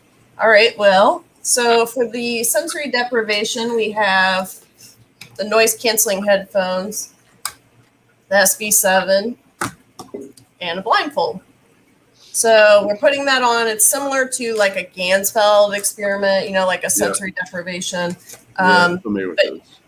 But using just the spirit box and instead of white noise or something. So using that as a human antenna to gain communication between Mike and I think that definitely makes a difference what kind of partner you have. And Mike and I have a really good connection with this. So I think he knows all the right questions, And the biggest thing about it is when you have somebody that's asking questions, they need to pay attention to what you're saying because they need to roll off of what information they're being given. And if you don't have that, then you're going nowhere, because sometimes they'll give you really good advice or like vital information. And if you're not putting two and two together, it's like, what's the point? Yeah, you're dead in the water at that point. Yeah. Like I've said, on a few other shows and stuff, but it's like, they told us about COVID when we were at Fairfield Infirmary, like before we got locked down and everything. Like we were talking to a doctor and he was like, the plague's coming and stuff. And we're like, well, what would you do? He's like, well, I know what I would do. you know, but then he wouldn't tell us what he would do. And then they were like, hey, go upstairs. And I'm like, all right, the whole thing's over. Now they're just messing with us. But it was interesting. And then like 2 days later, we got locked down. So where were we, or where were you when the spirits were telling you that May of 2021 is when we would starting to feel some kind of relief from the pandemic? Last year, August, September, into early October. We had about 6 different times. The spirits were telling us by May of this year, not that it would be over, but we would start to feel some relief. And start to feel some of the oppression lifting. Right. Oh, that's awesome. Yeah. So, I mean, they knew. They knew. You know? They do. And that's what I'm saying. Like, it's very important that you connect with them and respect them and use them, because they're so much more beneficial than we even realize. Like, they save our butt like all the time. You know, they're always there for you. There's a lot of us have had like near-death experiences and stuff, and they're like, not your time. Whoop, you know, get back. Absolutely. Well, we weren't in this place a month, and we had a fire. Some people say it was me that started it. I won't go that far, but it was the spirits. Let's just say a cigarette, the cherry of a cigarette was flicked out, and it landed in mulch, which caught, and it burned up an entire bush and some of the one piece of the plastic lattice and a piece of the header board had gotten scorched. Nobody knew about it, but Steve, Jim's business partner, and he stays here with his wife Pam, and they run the day-to-day. And like I said, they're partners. I keep smelling smoke. I keep smelling smoke, and you know that's how they found it. So they were looking out for us on that. He kept smelling smoke. It was early in the morning. Winds got up. It was about 4 o'clock in the morning, and they had evidently the wind had caused the smoldering to burst into flames. So it was actually flames. And some people were coming by on the main street, saw the fire, and ran up to the firehouse, which is just a couple blocks up, and reported it. So the firemen actually came here. Yeah, that's what woke Pam up, was the fire people banging on the door. But so and it was like a couple feet from the gas line. From the gas line. So this place damn near blew up. Because outside, right on the other side of the main stairway outside, is a gas lamps that you can light and turn on, and they're fantastic at night when you see them. But the line that feeds them was a 2.5, 3 feet max from where this fire was occurring. So you know they really. It's almost as if whoever it was that was driving by when that burst of flames spirit was like, "Hey, look over here." Yeah, and that's. You know, hey, we really my house. Spirit had a hand in protecting it, and to be honest, we came in after that, the day after it, and you could tell it was a different atmosphere in here. They were mad at it. They were mad. They were upset. It was like I was under very distinct impression that this was a new thing. They were being recognized. They were being able to communicate, and almost in a blink of an eye, it was gone. Yep. They were mad. And I waited till everybody left, and I was here by myself, and I made a public apology to them. And so are they better? Are you guys on good terms now? Yeah. I had done. We redid that and sort of reinstituted. We sort of. Yeah, they're good with me now. They were pretty pissed off at me, but we made a promise to the spirit that we do a better job of our stewardship. Yep. Yeah. And so it's been okay since then. But that was a lesson on it. Now, a lot of the places. I'm sorry. Go ahead, Mike. I was just going to say real quickly. I don't remember if I told Kayla, but I said, Kayla, you almost lost me because it was that close that the house would have blown up, and me, Pam, and Steve would have been long gone. Yep. And you were all sleeping? They were all sleeping. Yeah. The fireman banging on the front door is what woke Pam up. Yeah. That's some divine intervention right there. I'm telling you.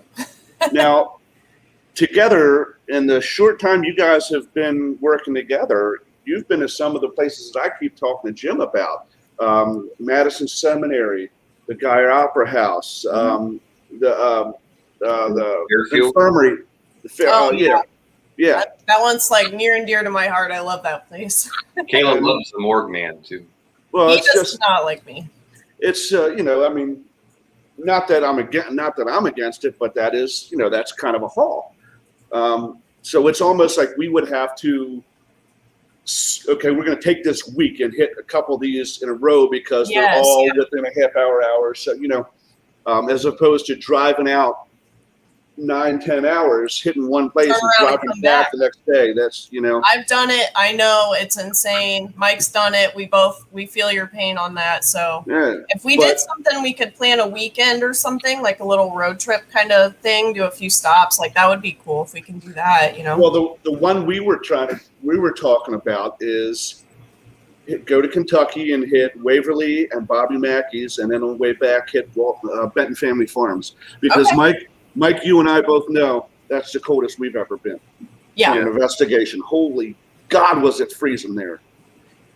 20 years of doing this, and they were like, we still got to go out and investigate the tree, and I'm on the couch under like 4 blankets. I'm like, have at it. I'm done. Mike knows. I mean, when we were there, it was like, when did we go? May? Wasn't it May? Yeah, that's the strange part. We went in May and it was freaking freezing. I'm like, I swear to God, it took me like 2 days to thaw out from that. Remember the bathroom stalls at 5 in the morning? Yeah. Yeah, yeah. And you're like, you're walking out there, you're like, I'm not by myself. There's like eyes on you everywhere. Oh, yeah. Eyes everywhere, yeah. And I was like, I really got to go, but I'm not sitting on that seat because I'll drive down to the damn truck stop a mile and a half away. It was brutal cold. I don't think I told Kayla that story, but Jim was bundled up on the other side of the room on a couch. He got that first mattress, remember? Yeah, the first mattress. So Jim, he's bundled up. Dave had to go upstairs and bundle up. Me, Haley, and Diana, our friend. No, Diana went home. It was you, Haley, Diana, and Lola. Yeah, Lola was still there. But I remember me, Haley, Lola, and Diana made it the longest investigating outside before we finally called it quits. But we had this couch, right? And it's me, Haley, Mike, and Lola. And we're all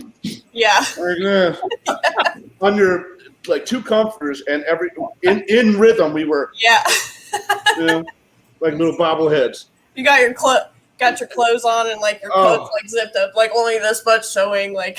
So then Mike gets the second mattress. So Jim's got one, Mike's got one, and him and Haley planted on the mattress because the couch was bad for Haley's back. Lola stretches out, and I'm like, I got to find another place to sleep. So I'm hitting every other couch and chair, and, I'm 6'2", so most of them from the knee down is hanging off, right? Yeah, yeah. And I got no blanket, and I'm like, this ain't working. Oh, no. So I literally went out in the truck, turned it on, turned the heater on, and went to sleep in the truck. No, that's like 3 hours. We had a few people that did that last time. Had to go out and like just laid out there and thaw out, And I'm like, oh, that is so smart. Like, I regret not doing that now, but at the time I'm like, it'll be fine. Like once I lay down and I'll warm up, And I'm like, I never did. But of all these places that you guys have been, like I said, we keep talking about going to and just haven't made it. You said that the Fairfield County Infirmary was your favorite. It might be my favorite. Yeah, I definitely have there's something I haven't figured out yet, some kind of connection to it. And one thing I do want to ask when I go back there is like, maybe in a past life, was I in this place? Was I associated with somebody here? Because like, for some reason I'm like, there's something, I can't pinpoint it yet, but, I want to figure out. Of all the places, that one for some reason keeps drawing you back. Yeah, I'd go there. Anyway, have you been to South Pittsburgh before? No, not yet. That's we're hoping for that one. So yeah, we actually have some good friends of ours who are down in the Fort Lauderdale area, Florida, and they happen to be real good friends of the owners there. So probably not this year because we got so much going on, but maybe next year we're going to try to, do some kind of trip down there and make arrangements. So we'll keep you in mind. I know Mike loves it. He's told me. Yeah, I know Mike's been, and that's what kind of drove. I already wanted to go, but then Mike's like, that was like one of the most active, insane locations I've ever been to, and I'm like, well, now I obviously need to go there. Several One of of the the most powerful entities I've ever encountered too on Right. the third floor is definitely. Yeah, there's been a number of groups that have really gotten some great evidence, and they've done it, where they've had multiple cameras and been able to Yeah. show both sides of the door, so you can see that there's nobody, in yeah, that kind of position. validate that. Yeah, And that's important. I mean, but I've also seen so many clips from that place where it's like there's so much that happens there regularly. It's like you see stuff, you're like, I wouldn't even be surprised for that to happen there, honestly, And I mean, it's always good to see the other side of it, but once you do this enough and you know your locations, it's kind of like, yeah, they would do that. yeah. We maybe we can make up a caravan, get two different two minivans, load up Yeah. our equipment, and make a group of it. That would be awesome. That's what I always say. I'm like waiting for them to retire one of these Amazon vans, and I'm gonna get it, turn it into like a ghost mobile. Yeah. Fold those big shelves down and like sleep on those. Absolutely. That would be cool. And I tell everybody that whenever Kayla and I are together, she is the chauffeur. She is the driver. Okay. That's what I do. So. Well, that's and that's why that relationship works. I've seen Yes. Mike drive. Mike provides the entertainment. I will say when we did Wilson Castle, that was like what? How many hours was that, Mike? 12 and a half. Oh. Yeah, so to get back here, I think was like 16 or something, like total driving. So Well, I was pretty tired after that one. But I will say, out of everyone who I've ever gone with, Mike stayed awake and he stayed alive and he kept the action going. And I'm like, thank you for just doing this. Even if we're so tired, we're not even making sense. Like, thank you for just not falling asleep. Yes, and Kayla was a trooper. She drove and stayed awake and got us there and got us back home safe. So yeah, Kayla. Mike is hardcore. I mean, he's He is. I'll tell you, get an investigation. I mean, it's like 3:30. We're dying. We're done. And there's Mike. Come on, we got another Mike's like, round. come on, let's go sing to the children now. It's like, That's where it. do you have this energy from, Mike? I don't get it. I know. He's really amazing. Mike, Some. I don't just know. a point of interest, how my sister had all those spirits in her house, and she still does. But since they brought Emma the table in, the spirits are all pretty subdued there.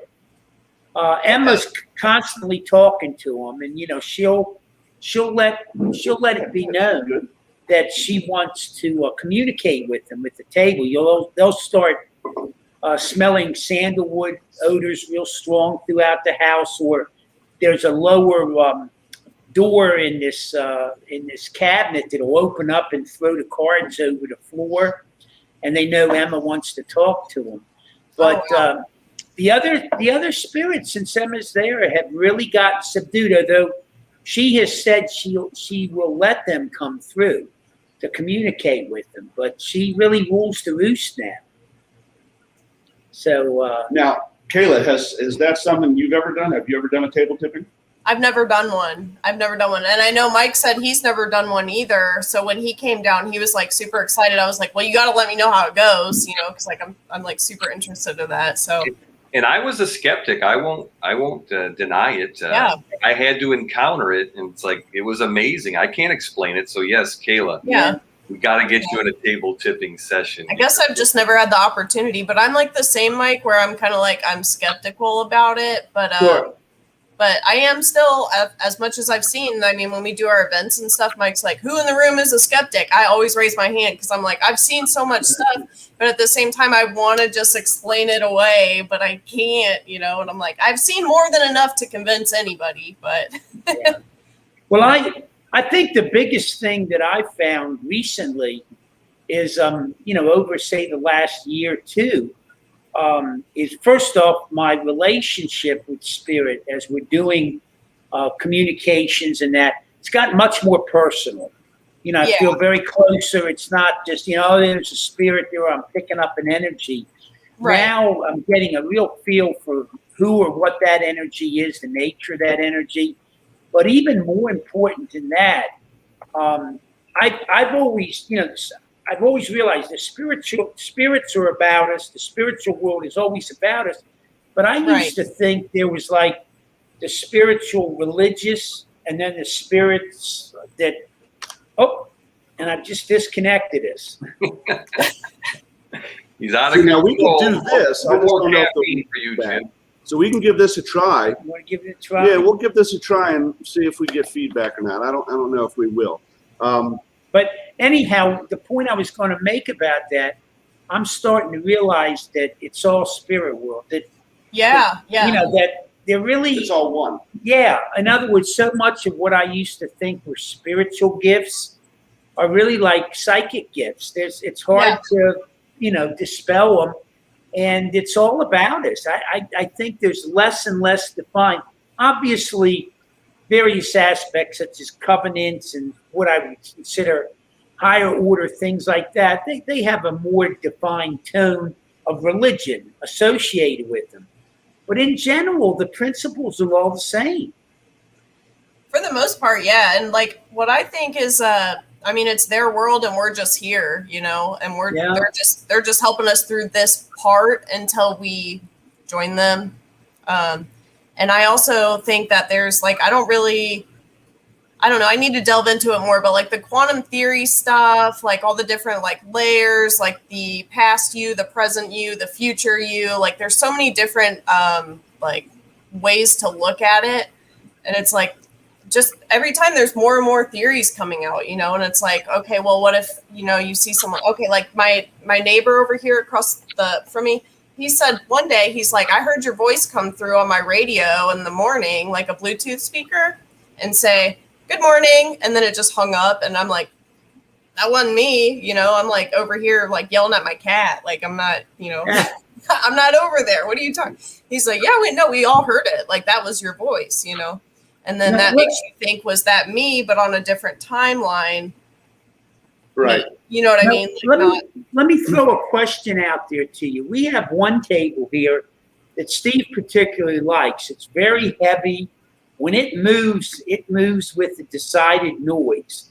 When it tips up, because it's a heavy table, when it comes down with a thud, the boom. Oh, yeah, yeah. And it will not identify itself.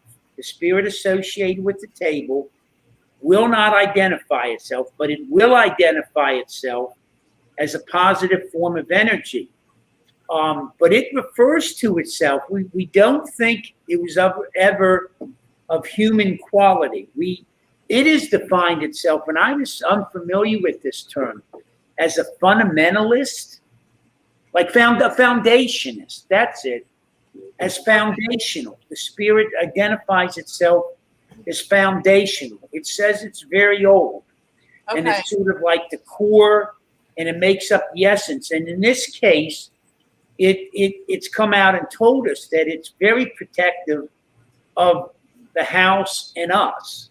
And I wouldn't be surprised with the fire if that who wasn't, you know. Yeah, and it has basically verified it was somehow connected with that alert process and getting it addressed. But it's just really interesting. It again, we don't even know if it has a name. Maybe that's why it doesn't identify. And I don't think it's refusing to identify itself because it has any malicious character. It's just it's old enough that it doesn't. It can't really. Yeah. No, It's that's like dirt. yeah. And really quick, Emil, I put the link in there. If you go to our website there, I put the link in there in the comments. You'll be able to see a video of the first time we did table tipping. Oh my God, there's like a ton of comments on here. Okay, I'm just now seeing this. Surprise! Hi, everybody. I can't see the comments. I'll watch Yeah. the replay. But Hi, thanks, everybody. Emil in the house. Awesome. Yes. We got Emil all and kinds of company. people. Kayla gets to see it on the computer and in her mind. Yeah. Yes, Kayla has many roommates that are with her right now. Oh my God, they haven't stopped. They haven't stopped. They're always. But I wanted to mention something as we're getting later in the show, everyone. Yeah. For those that are interested, Kayla and I, we do our talk show Monday nights from 7 to 8 p.m. Eastern Daylight Savings Time. Once again, if you haven't done it, please do go to the Dayton Haunted Explorers Facebook page, give it a like. and you can see our show. Now, we're going to announce something that we haven't told too many people, but we're excited, Dave, Jim, and the viewers watching. But on Monday, July 5th, we are going to the Spirit Realm Network. Jim Williams, who owns that network, we will be on Mondays from 7 to 8 Eastern Daylight Savings Time on the Spirit Realm Network. So thanks to Jim, thanks to Kristen Lee and her husband, Daniel Huff. They're going to be our producers. So we're super stoked of not only having our audience follow us, but even a much broader audience, similar to what you guys have on your network. So Very good. Very cool. Congratulations. Yeah, we're very excited. This Well, is you like should a be. great opportunity. I mean, we already have a very good, strong core, I think, of like a good network, but this could definitely help us expand. And I want to get more away from Indiana, Ohio, Kentucky. And I would love to go do more of that New England and go out west and see down south and get out and expand. But that's the thing. It's like, how do you sell tickets when you don't know everybody that lives in this area? You know what I mean? So that's where this kind of thing really comes into play. So, And see, that is the beauty of the connections in the paranormal field. You know, if you do an event with a team that's local to that area, next thing you know, the people who follow them are now following you, and then the people that are following you now follow them. So yeah, it's awesome. You know? I'll tell you, like, this paranormal family is like the best thing anybody could ask for. It's like really seriously a great love for everybody, you know. And there's really not too much of this. I mean, there's, as anything, there's an amount, but we all look after each other and we all take care of each other. And I think we get along so well. We're all open-minded and easygoing for the most part. And see, that's one of the things we're trying to do here is whenever teams come in, we want to get as much information from them about their team and their base of operations as we can. Yes. Because quite often, Jim and I will get emails that say, I need help. Here's where I'm at. Here's what's going on. Or someone will contact us, say, I was referred to you by so-and-so. And, like the last one was somewhere that was like a 7-hour trip for us. That's just for a private residence. That's just a little too far. Yeah. So what do? We go to our little list and see if there's any teams that we're familiar with that we trust that are in that area. We refer them to that team. And now that's happened for us as well, That's a good point. If there's any groups watching tonight or whatever, we're trying to sort of open up a database between the Gettysburg Ghost Exchange, where they sell the equipment, and here at the Hoover House.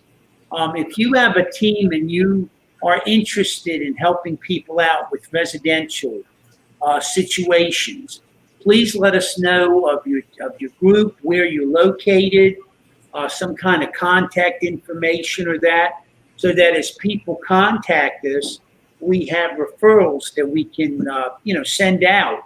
Yeah. Because I guess we generally average a couple a week most times, and we just really don't have the resource. I don't have the strength anymore to try. Right. Well, I mean, when you work and stuff too, it's hard to like collaborate all this stuff. And now Mike, I mean, even when he was only an hour and a half away, it was still like, that's kind of far for us to like just meet up and like go somewhere and do, I mean, we could, but life. Yeah. But certainly any group out there that does residential hauntings or is up to, helping someone with a problem like that, please let us know. You can message us through our Facebook or YouTube or to Gettysburg Ghost Exchange. We're trying to be a reference file for that. And that's great. That's great. And I mean, now it's like more than ever with the residential cases, because everybody that's been working at home and everyone's got access to like Ring doorbell and like security cameras in their house, and everyone's like, oh, I didn't realize all this stuff was happening, and like, oh, I don't want in here now, get out. And that's the thing, a lot of it isn't new. It's just new to them because they're not around their home as much. Exactly. And they didn't have the time to notice the Ring doorbells, like you said, or their private home security cameras that they just, for some reason, one day decided to watch for a half an hour. what the hell is that? You watch mine here, you'll see some stuff. I'm telling you, all around the clock. It's like, what is going on in here? This place is insane. I should really just be renting out this as a location. I don't know why I never thought of that. I couldn't hear the feed. I don't know if David broached the subject or not, but I know that lately with the Bel Air house, you've managed to get into some of those old coal mine entrances and stuff. Yeah, there's the one that is accessible. I mean, it's like accessible. It's a trek to get there. You got to go through like a marsh basically and up and down hills and like climb way back there through all the brush and stuff. But I mean, have you picked up anything in that?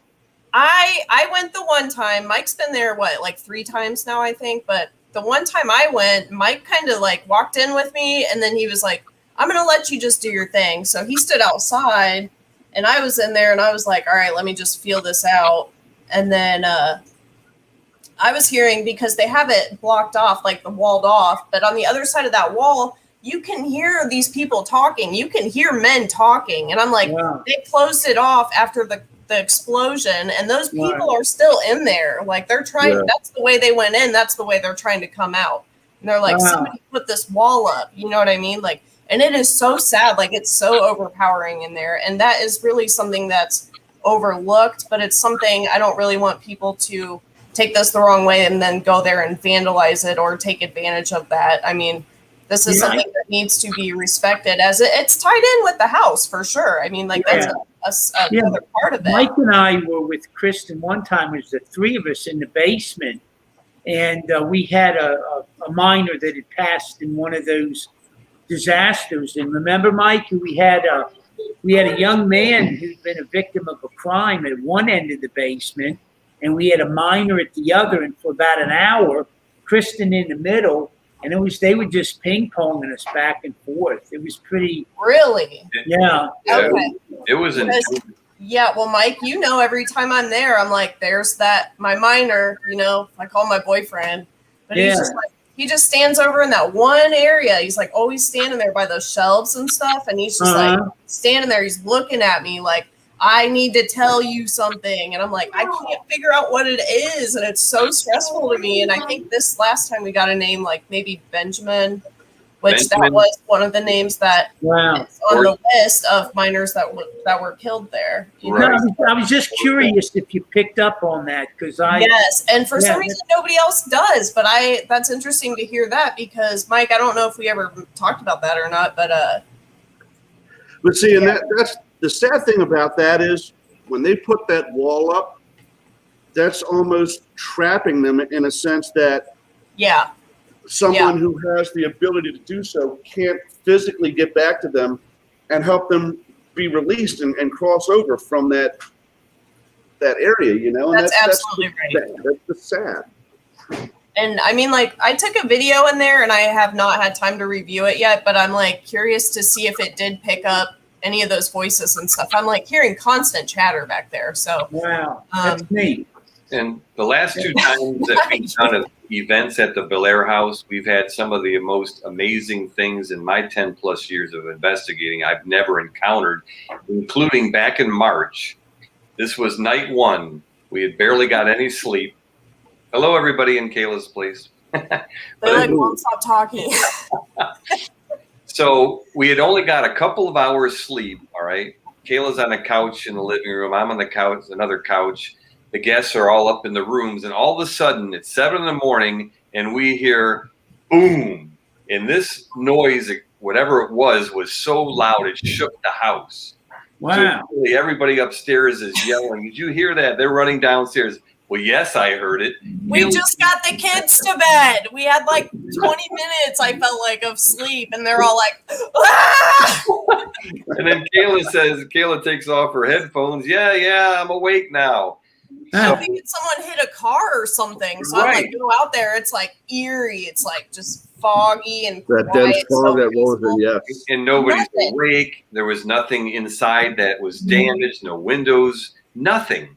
So we found out later that was the actual anniversary date, that Saturday. The explosion in the mines. Right, back Oh in god, I just Oh, got like man. full chills from it. That's Again, every that's time cool. I'm like, I I know. know that's what it is. And So we're Cool. sure we heard the residual explosion from the anniversary day back in 1944, March, whatever that was. Now this is pushing the envelope, but still, do you know, was there ever a record of when that explosion occurred from the timeline?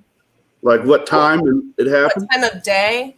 Well, yeah, in other words, That's I actually didn't a know. good. That's a good question. So, I'll look at what I was sent about that because there was like an article about like the actual disaster that I've got on here. So I kind of would like to see if maybe because in the newspaper they're like at 8 a.m. this morning this happened. So Yeah. Right. maybe it might be Well, on I there. mean, it's cool enough to have it on the date, but Right, but if it happened at the exact happened time, time frame, And that's what I'm would be- saying. If these people would have gone to work at like 6 o'clock in the morning or something, because Sure. then it's like you're working on daylight time. I mean, yeah, Yeah. you're underground, but when you come out, you're working sun up, sun down. So I wouldn't be surprised if they hadn't already been in there working for a few hours and this happened. So I used to cave, do National Speleological Society, go in underground caves for days in my younger days. And I can't even begin to imagine the terror of being trapped in a mine or Yeah. in a cave. I mean, it's just like, just that hopelessness, and you're Yep. encompassed, like entombed, and you just, cabin fever oh sets my in. gosh. it's horrifying. And if like It you're is. still alive and you're just in there, like you're just panicking until you can't Absolutely. panic anymore. Like that's a horrible situation. And one interesting fact, we found out that one of the two explosions they came out in the voice box and said it was natural. Yeah, they did, and that's what it was, wasn't it? It was like a fire broke out in there. Or something. Well, they get, they would oftentimes get gas filled up. Mhm. Yeah, And then, when we did Keeley Mansion, Mr. Keeley, he was like a mining safety engineer for that area of Uniontown, Pennsylvania. And he actually did a number of innovations to Make it safer for make the it miners. safer. He saved thousands of lives from that horrible possibility. So, it's just, now see, that's like really important, but I don't think that there was like a lot of advocating for that kind of thing. Then wasn't. Definitely not. So I think there was more of that happening than what we even know, and I think we did get a response about that too, like that there was like a lot of stuff that was like unreleased. Wow. There was a lot of things that they were doing not to keep it up to safety, up to date, Right. doing a lot, putting a lot Oh of yeah, it was all about the dollar. Absolutely. Yeah, absolutely. Absolutely. And you know what's really interesting about that the entrance to the mine, which they said it was a fire. There's that like old like fire extinguisher sitting right in front of that wall too. It's like what's up with that? Like what?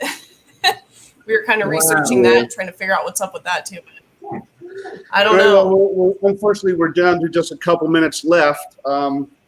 If Kayla, you can see the comments. Go ahead if you want to post your links to your Facebook page and everything in there, and how people can get a hold of you and attend one of your events. And like I said, once you email me your guys' schedule, I'll see if there's a weekend we're both free, and then we'll see if there's not a place we can meet up, or if Kristen has that weekend available, we can call in our favor, and the four of us, or if not five, if Haley wants to go, can get up and do the Bel Air just the five of us.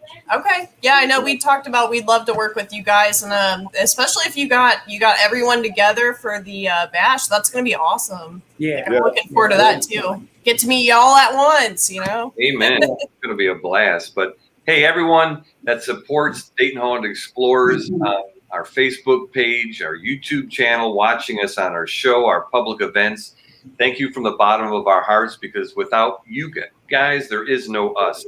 So we're so grateful to each and every one of you. Absolutely. I Well, can't thank you you both enough. of you for And coming thank on you guys tonight. too, for the opportunity. I mean, it's just great.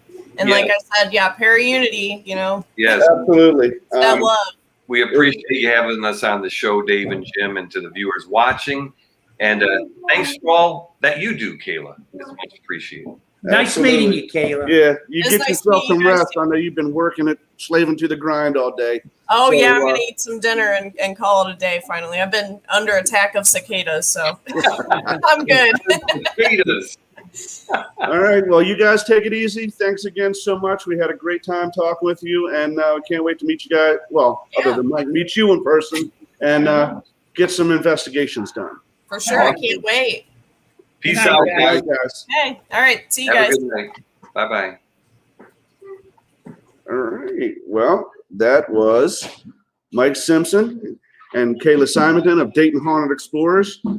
Amo, I'm sorry, he posted the link to their Facebook page. Check them out on YouTube. Attend one of their events. They really do a great event, a great investigation. They make it all about the guests, and they really do some cool things and have some great techniques that really seems to work well with spirit. So, thanks everybody for tuning in. We will see you same day, same time next week. Have a great weekend. Thank you for joining Dave and Jim on Doorway to the Dead. Catch us next week right here at 8 p.m. every Thursday as we open the door to paranormal discussion and more.